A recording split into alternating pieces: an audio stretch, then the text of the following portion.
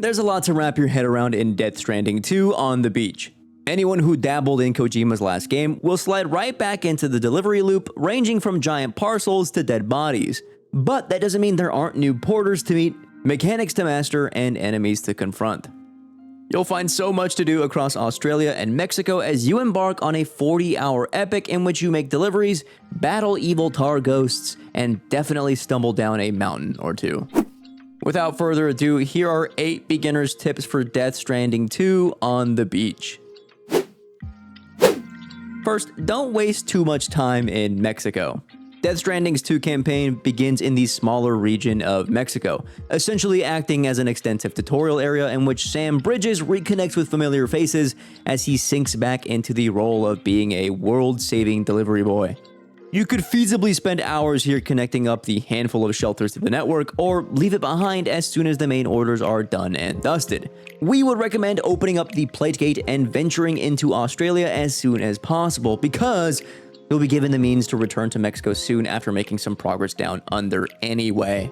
Getting to Australia nice and early means you'll make some narrative headway while also unlocking new mechanics and equipment that will come in handy when making deliveries. In Mexico, you're working with the bare essentials, and considering many of the orders you'll be able to take on aren't really going anywhere, then don't worry about needing to do everything right then and there. Remember the essentials. Every single order in Death Stranding 2 is different, and will often require you to complete different objectives and navigate varied biomes in order to succeed.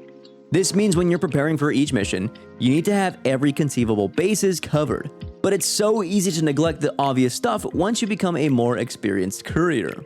We're talking about basic items like blood bags for healing, grappling hooks and ladders used for traversal, and firearms, grenades, and other amenities required for obstacles you're likely to be dealing with. In other words, chances are that other players have left behind structures like watchtowers, timefall shelters, and generators for you to make use of, but it's not a guarantee. There were so many missions where we went out expecting all of our needs to be met by other couriers who were leaving things behind in their wake, only for us to be met with a very rude awakening when we had no health or found ourselves facing off against a squad of bandits with little to no ammo. It's probably overzealous to call Death Stranding 2 a difficult game, but don't go making it needlessly hard on yourself. Remember to bring the basics. Don't neglect the needs of other players. Speaking of other players, once a part of the map has been connected to the chiral network, Sam will emerge outside to a landscape filled with signs, structures, vehicles, and more used by other players.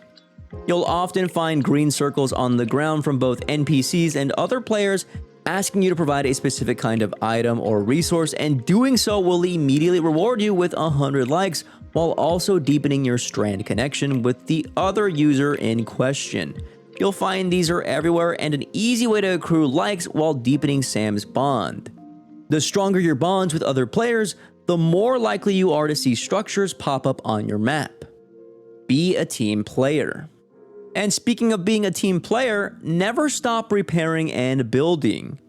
The open world is littered with structures built by other players. You can also build roads, generators, and shelters of your own for them to use and contribute to.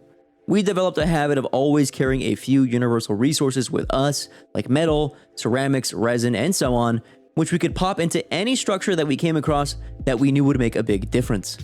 Once one section of a road is built, others will tend to follow very quickly. Next, don't be afraid to fight.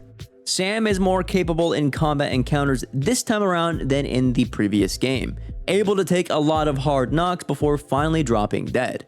And even if he does, you're likely to have an opportunity to repatriate and restart just seconds before you bite the dust. Most enemies will go down in just a few hits too, either with a gun of your choice or a few fists to the face. We managed to take down entire outposts, staying crouched behind cover and delivering headshots with a bola gun. Even in situations where we got caught red-handed, we still made it out with plenty of means to fight back. Liberating an outpost means you're less likely to be targeted when making deliveries and passing by this area. In a game about making deliveries, it may sound ironic, but don't forget to take off your backpack. Cargo is precious, and you don't want to find yourself in a scenario where your cargo is destroyed. So if you're needing to build yourself a safe path through some rough traversal, remember that you can press and hold triangle to remove your backpack in its entirety before conquering any major parts of the world and jumping into combat encounters. Once the dust has settled, you can go back and pick your cargo right back up. We'd be careful not to leave it in sight of enemies though, since they won't care about stealing your stuff, so find a safe place to store it. Don't forget as well that private rooms can be your best friend. Sam is told constantly to go and rest after completing long orders. Private rooms are a place where you can restore health and stamina, take a quick shower to wipe off any dirt and debris, and make good use of several other resources located in the room, ranging from equipment customization, VR missions, and snacking on a crypto bio. Private rooms are plentiful this time around too, with most major settlements offering them and the DHV Magellan just a fast travel away from being right on your doorstep. There are plenty of narrative justifications to be visiting private rooms as well, since you'll often come across hidden dialogue and interactions that can't be found anywhere else. And last, remember to take your time.